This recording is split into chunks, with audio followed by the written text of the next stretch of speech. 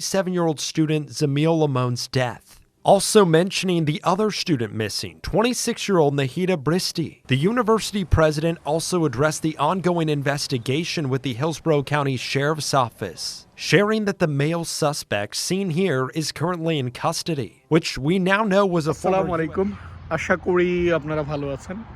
আপনারা যারা অনলাইনে একটু অ্যাক্টিভ, আপনারা জানেন যে অনলাইনে এখন প্রবেশ করলেই একটা খবর যে বাংলাদেশের যে শিক্ষার্থী আমেরিকায় তারা পিএইচডি করছিল, কেন তাদেরকে হত্যা করা হলো, এটাই একটু জানার চেষ্টা করব এই ভিডিওতে, যে কেন আমেরিকার মতো জায়গায় এই যে দুইজন ছাত্রকে এমনভাবে হত্যা করা হয়েছে, এর পেছনের কারণ কি বা কেনই এটা প্রায়ই ঘটছে, সেটা একটু জানার চেষ্টা করব এই ভিডিওতে।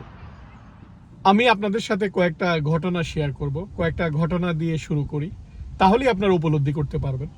আমার নিজের এলাকা দিয়ে শুরু করি। কিশোরগঞ্জ জেলার পাকুন্দিয়া থানার হিজলিয়া গ্রামের একটা ছেলে নাম সানি, তার বাবা কাতার প্রবাসী, বিদেশ থেকে টাকা পাঠায়, সে এখানে সংসার সামলায়।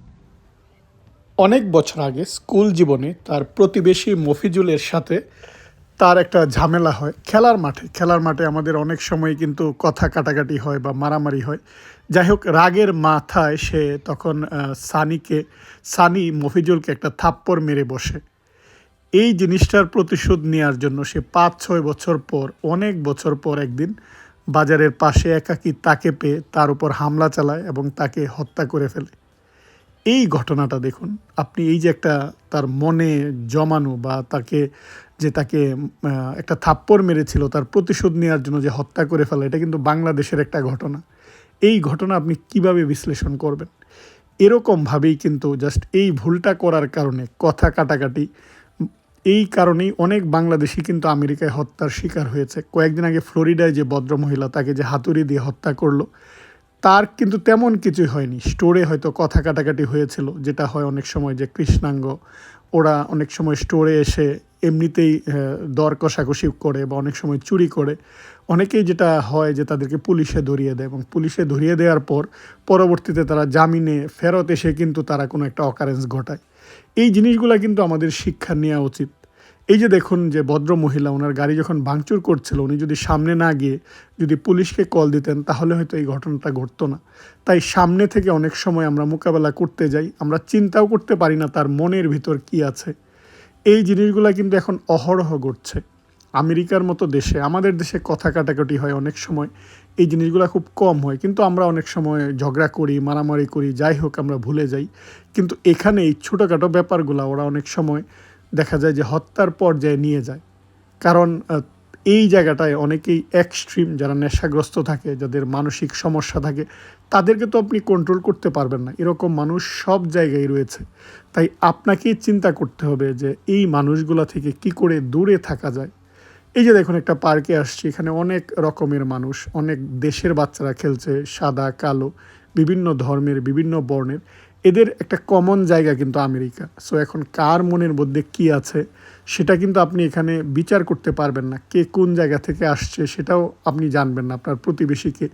শুধু আপনাকে এই জিনিসগুলো অবজার্ভ করতে হবে যে কোন জায়গাটা ভালো, সেই জায়গাটায় আপনাকে বেছে নিতে হবে। বা যদি এরকম অকারেন্স ঘটে, যেমন আপনি যদি রুমমেটের সাথে থাকেন, রুমমেটের অ্যাক্টিভিটিসগুলো কী, তার ক্রাইম রেকর্ড কী, অতীতে ক্রাইম রেকর্ড ছিল, এখন সে ভালো হয়ে গিয়েছে, এরকম বিশ্বাস করার কিন্তু কোনো কারণ নেই। সো এই যে ঘটনাগুলো, আমি জাস্ট আপনাদের সাথে ঘটনাগুলো শেয়ার করছি, যে ঘটনাগুলোর মাধ্যমে আপনারা কারণ খুঁজতে পারবেন। এর কিন্তু কোনো নির্দিষ্ট কারণ নাই যে কেন আপনাকে একজন ঘৃণা করবে। আমরা অনেক সময় অনেকের উন্নতি দেখে, এমন নয় যে সে আপনার সম্পর্কে কিছু বলেছে বা আপনার সম্পর্কে খারাপ কিছু বলেছে, শুধু তার ভালো গুণ বা তাকে লোকজন প্রশংসা করছে বলেই কিন্তু আমরা অনেকেই সহ্য করতে পারি না। এরকম আমাদের মধ্যে কিন্তু হয়। এবার আমেরিকার ইন্ডিয়ানা স্টেটের, আমি যেখানে আছি, ইন্ডিয়ানা পুলিশের একটা ঘটনা শেয়ার করি। এক ভদ্রমহিলা, উনি মেক্সিকান ভদ্রমহিলা, উনি এই যে মেক্সিকানরা কিন্তু এই যে বাড়ির সামনে পরিষ্কার করে বা বাড়ি ক্লিনিংয়ের অনেক কাজ করে, সে সকালবেলা একটা বাড়িতে, সে হয়তো তার কাজের অফার ছিল, সে সরাসরি চলে গিয়েছে ওখানে কাজ করার জন্য। দরজা খুলে সে বাড়িতে ঢুকতে চাচ্ছিল, কিন্তু ভুলে সে অন্য জায়গায় বা ভুল ঠিকানায় চলে গিয়েছে। আমেরিকায় কিন্তু অনেক সময় আপনি অ্যাড্রেস বুঝতে পারবেন না, বাড়ির নাম্বার হয়তো রাস্তায় দেয়া, কিন্তু ওই বাড়িটা হয়তো রাস্তার ডান পাশে। অনেক সময় একটা নাম্বারের সাথে আরেকটা নাম্বারে মিল নেই। আপনারা যারা আমেরিকায় আছেন বা আমেরিকায় যারা ভিজিট করেছেন তারা কিন্তু এটা বুঝতে পারবেন। সো উনি জাস্ট কনফিউশনের কারণে বা না বুঝে ওই বাড়িতে ঢোকার চেষ্টা করেছে। তো আপনি হয়তো কী করবেন, কেউ ঢুকতে চাইলে আপনি তাকে জিজ্ঞাসা করবেন বা কারণ জানার চেষ্টা করবেন, কিন্তু তাকে সরাসরি গুলি করে মেরে ফেলা হয়েছে। কি সে ভাবছিল যে তার বাড়িতে হয়তো ঢুকবে, চুরি করার জন্য ঢুকছিল। এখন কেউ হয়তো চুরি করার জন্য প্রবেশ করতে চেয়েছিল বা যাই করেছে, এখন সে তার সেলফ ডিফেন্স, এখানে যেটা যে আমেরিকার অনেকের বাসায় কিন্তু গান থাকে, সে সরাসরি ওটা ব্যবহার করে ফেলেছে। সে পুলিশকে কল দিবে বা তাদের মাধ্যমে মোকাবেলা করবে সেটা না করে সে তার যেই কাজ সে গুলি করে মেরে ফেলেছে। এটা কিন্তু এখানে অনেক আলোচনা ছিল। এখন আপনি হয়তো চিন্তা করবেন যে কেন তাকে গুলি করবে, কেন তাকে জিজ্ঞাসা করবে না। ওরা এটা অনেক সময় এটা ভাবেই না বা এটা অনেক সময় চিন্তাই করে না। এখানে হ্যালোইন উৎসব হয়। হ্যালোইন উৎসবে এক জাপানিজ ছেলে সে ভুলে আরেকজনের সীমানার ভিতরে চলে গিয়েছিল। যেটা বললাম যে বাড়িগুলা একই বাড়ি, একই, যখন আপনি কোনো একটা জায়গায় যাবেন সব ডিজাইন এক। আপনি হয়তো নাম্বার হয়তো খেয়াল না করে আপনি চলে যাবেন, তো তখন তাকেও কিন্তু এরকম গুলি করে মেরে ফেলা হয়। কারণ আপনারা অনেকেই জিজ্ঞাসা করেন এই যে বাড়িগুলা দেখান, সীমানা, বাউন্ডারি নাই, কেউ কি আসে না? কেউ এই ভয়েই তো আসে না। আপনি হয়তো জানেন যে এই জায়গাটায় গেলে আপনার বিপদ হতে পারে, তাই আমরা এই জিনিসগুলা আগে থেকে জানা উচিত যে আমি যদি ওই জায়গাটায় যাই তাহলে যে কোনো সময় যে কোনো বিপদ হতে পারে। এমনকি পুলিশের গুলিতেও নিউ ইয়র্কে কিন্তু এক বাংলাদেশি সেই মারা গিয়েছে, আপনারা হয়তো নিউজে দেখেছেন।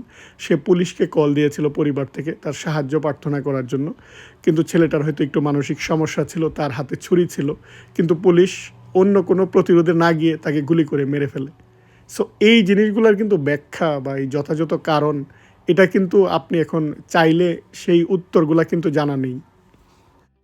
আমার ফার্মেসি ডিপার্টমেন্টের ছোটো ভাই সে পিএইচডি করতে এসেছে লুজিয়ানায় এক ইউনিভার্সিটিতে। ওখানে আপনারা জানেন যে আমেরিকায় বা মার্কেট প্লেস থেকে কিন্তু অনেকেই আমরা জিনিসপত্র কিনি, ফেসবুক মার্কেট প্লেস থেকে। সে হয়তো কোনো একটা জিনিস কেনার জন্য একটা এরিয়ায় গিয়েছিল, কিন্তু সেই জায়গাটায় ওই জায়গাটা খুঁজে পায়নি। সো সে ওই জায়গাটায় দাঁড়িয়েছিল। দাঁড়িয়ে থাকার পর যেহেতু ওই জায়গাটায় দাঁড়িয়েছিল, তাকে কারো হয়তো সন্দেহ হয়েছে, তার পিছু পিছু একজন চলে আসছে, গাড়িতে গান নিয়ে ওই জায়গাটায় চলে আসছে এবং তার অ্যাপার্টমেন্ট পর্যন্ত এসে তার অ্যাপার্টমেন্টের দরজায় নক করে তাকে জিজ্ঞাসা করেছে যে সে কেন তার বাড়ির সামনে ওই জায়গায় দাঁড়িয়েছিল, সে কী উদ্দেশ্যে ওই জায়গাটায় গিয়েছিল। সে অনেকক্ষণ তাকে ব্যাখ্যা করে বলতে হয়েছে যে আমি এখানকার স্টুডেন্ট, আমি এই পারপাসে গিয়েছিলাম। তাহলে চিন্তা করুন যে একজনের বাড়ির সামনে আপনি দাঁড়িয়ে থাকবেন, সে আপনাকে এই পরিমাণ সন্দেহ করতে পারে এবং সন্দেহের জন্য সে নর্মালি এটা হয় যে পুলিশকে জানিয়ে দেয়, কিন্তু একজনকে ফলো করে তার বাসা পর্যন্ত চলে আসা এটা কিন্তু অস্বাভাবিক। আপনার কাছে অস্বাভাবিক মনে হতে পারে, কিন্তু এটা এই জায়গাটায় স্বাভাবিক ঘটনা। তাই আমাদের এই জিনিসগুলো মেনে চলতে হয় যে আমি যে জায়গাটায় অপেক্ষা করছি সেটা আবার কারো সীমানার মধ্যে কিনা, বা অপেক্ষা করার জন্য যে জায়গাগুলো সেই জায়গাগুলোতে যাবেন। শিওর না হয়ে কারো দরজায় গিয়ে আপনি নক করবেন না। আপনি যখন শিওর হবেন যে না আমি এই অ্যাড্রেসেই আসছি, সেটা কেউ যেন আপনাকে সন্দেহ না করে বা আপনি একদম দরজা খোলার সেই চেষ্টাগুলা করা যাবে না। ফলে এই যে ঘটনাগুলো, এই যে এখন বাংলাদেশে যখন আলোচনা হচ্ছে বা অনেকেই জানার চেষ্টা করছেন বা অনেকেই জিজ্ঞেস করছেন যে কারণটা কি, কেন তাদেরকে একবারে মেরে ফেলবে, এটা হচ্ছে এখন এই যে তার মনের মধ্যে কী ছিল সেটা তদন্ত না করলে জানা যাবে না। আমি আপনাদেরকে জাস্ট কয়েকটা ঘটনা বললাম যে এই ঘটনাগুলো ঘটে, তাই আমাদেরকে সাবধান থাকতে হবে। আপনারা যারা এই জায়গাটায় পড়তে আসবেন বা যারা যেখানে আছেন, তাদের এই জিনিসগুলা, বা যদি আপনি ড্রাইভিংয়ের সময় কখনও এরকম হয় যে পুলিশ যদি আপনাকে আটকায়, কখনও তাদের সাথে তর্ক করতে যাবেন না যে আমার ভুল হয় নাই, তুমি কেন আমাকে আটকিয়েছো, আমি সঠিক ছিলাম, আমার স্পিড বাড়ে নাই। তর্ক করার কোনো সুযোগ নাই। আপনি আগেই সরি বলে আপনি সে যা চায় সেখানে হেল্প করবেন। কারণ এই জায়গাটায় আপনি তর্ক করে পারবেন না। কোনো অঘটন বা এরকমও কিন্তু অনেক হয়েছে যে জাস্ট আপনি নিচে হয়তো হাত দিয়েছেন। এখানে অনেকেই যেহেতু গাড়িতে গান রাখে, গাড়িতে বন্দুক রাখে, সে সন্দেহ করতে পারে যে আপনি বন্দুক বের করার জন্য নিচে হাত দিয়েছেন বা ড্রয়ারে হাত দিয়েছেন, সে গুলি করতে পারে। তাই আপনাদের এই জিনিসগুলো জানা উচিত। এখানকার যে ঘটনাগুলো ঘটে, সেই ঘটনাগুলো কিন্তু আমাদের যারা আছি বা যারা ভবিষ্যতে আসবে তাদের জন্য কিন্তু শিক্ষা। আমরা জানি না মৃত্যু কীরকমভাবে আসবে, কার মৃত্যু কোথায়, কিন্তু আমরা সেফটি বা নিরাপত্তার যে জিনিসগুলো, সেই জিনিসগুলো শুধু আমরা মানতে পারি। এটা বাস্তবতা যে পিএইচডি যারা করতে আসে তাদের টাকা কম, তারা অনেক সময় কম জায়গায় বা শেয়ার করে থাকতে হয়, কিন্তু সেই জায়গাগুলো থেকেও বেস্ট জায়গাটা বা ক্যাম্পাসের মধ্যে থাকা নিরাপদ জায়গাটা কিন্তু বেছে নেওয়াটা আমাদের জন্য দরকার। বা আমাদের এখন এই সময়টায় যখন জিনিসপত্রের দাম বেশি, মানুষ চাকরি পাচ্ছে না, জীবনযাত্রার মান অন্যরকম, বা আমেরিকান ড্রিম অনেকেই যেই ড্রিম তারা নিয়ে আসছে সেটা পূরণ করতে পারছে না, তখন অনেকের মধ্যেই কিন্তু অনেক ফ্রাস্ট্রেশন রয়েছে। সেই জায়গাটায় আপনি ইমিগ্রেন্ট যখন ভালো বাড়িতে থাকবেন, ভালো চাকরি করবেন বা ভালো গাড়ি ব্যবহার করবেন, অনেকের সন্দেহ হতে পারে। অনেকেই কিন্তু এটা মনে করে যে ইমিগ্রেন্ট আসার কারণে এখানে বাড়ির দাম বেড়ে গিয়েছে। এই বাড়ির দাম যে বাড়ছে এর জন্য তারা দায়ী, কারণ তারা বেশি দামে কিনতে পারছে, বেশি বেশি তারা আসছে, কম্পিটিশান বাড়ছে বলেই বাড়ির দাম বাড়ছে। আমাদের দেশে যেটা হয় যে অনেকেই আমরা ভারতীয়রা চাকরি করছে আমরা ব্লেম দিই, কিন্তু ভারতীয়রা কিন্তু যোগ্যতার মাধ্যমেই আসছে অনেক জায়গায়, যেখানে আমাদের দেশে ওই ট্যালেন্ট নাই, ফলেই কিন্তু তারা হায়ার করে নিয়ে আসছে ওই জায়গা থেকে। এটা বাস্তবতা। এখন আপনি যদি বলেন না আমাদের দেশে ট্যালেন্ট আছে, কেন তারা আসবে, এইরকমভাবে কিন্তু আমরা অনেক সময় একটা কথা বলে আমরা অনেক সময় হয়তো মানুষের যেটা সিম্প্যাথি বা রাজনীতিক আলোচনা করে কিন্তু এটা নিতে পছন্দ করি। এখানেও কিন্তু এরকম এই জিনিসটা এখানে চিন্তা করেন যে এখানেই অনেকের এটা ধারণা যে ইমিগ্রেন্টরা আসার কারণে ওদের চাকরি হ্যাম্পার হচ্ছে, ওদের জীবনযাত্রার খরচ বাড়ছে, ফলে এটাও কিন্তু এখানে চলছে বা এটা মানুষের মধ্যে আলোচনা হচ্ছে। সো কার মধ্যে কী আছে সেটা জানা মুশকিল। ফলে এই যে ঘটনাগুলো, এটা কেন, নির্দিষ্ট কি কারণ সেটা তদন্ত সাপেক্ষে বের হবে, কিন্তু এরকম অনেক ঘটনা কিন্তু ঘটে থাকে কোনো কারণ ছাড়াই। আমাদেরকে সতর্ক থাকতে হবে, আমাদেরকে সাবধান থাকতে হবে। আশা করি আমার এই বিশ্লেষণ আপনাদের ভালো লেগেছে। আজ এ পর্যন্তই। আপনারা ভালো থাকবেন। আল্লাহ হাফিজ।